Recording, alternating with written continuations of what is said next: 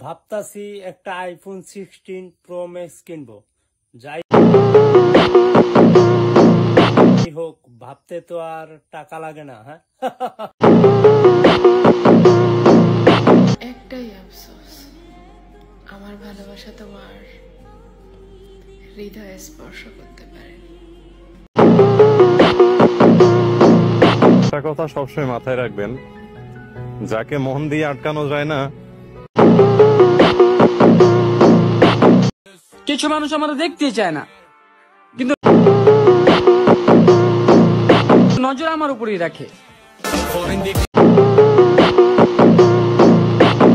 তুমি কি ভাবছো তোমাকে ছাড়া আমি ভালো থাকতে পারবো না?